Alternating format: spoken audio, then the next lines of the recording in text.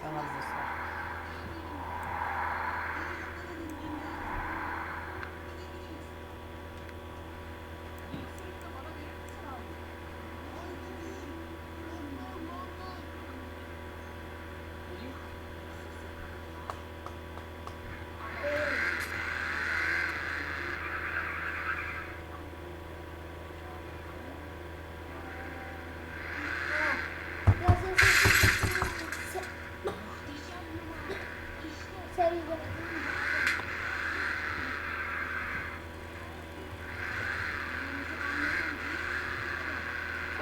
Yiyecekler o da. Yiyecekler. Oldu. Azerbaycan işler veriyor. Evet.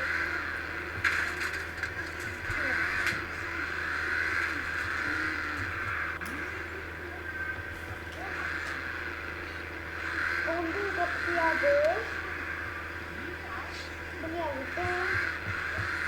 Bu çocuklara. Hayta. Başka bir şey yoktur.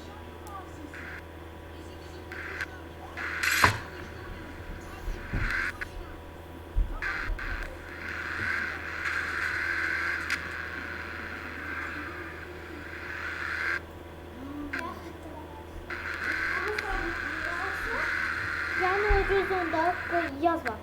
Müellimi öldüremem. Hani Mert Xətin hanı da. Ben çıkardım. Şimdi fiyatlar. Mesela? Eve al bari. Yok. Neyse alalım.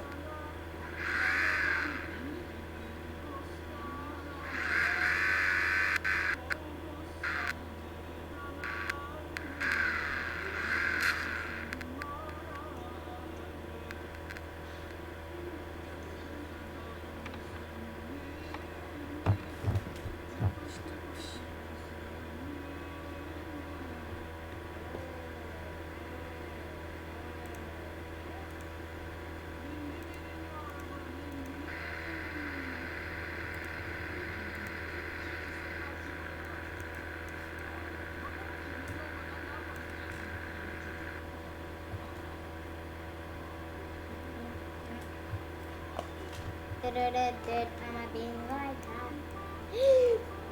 Kapşırık yapmadım.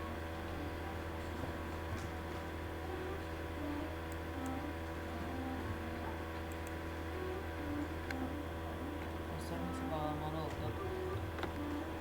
Buradan ben oynayacağım. Ama mesela Buna yaz buna. Yazarım ben tekrar. Buna. Bugün daha da şey yazarım.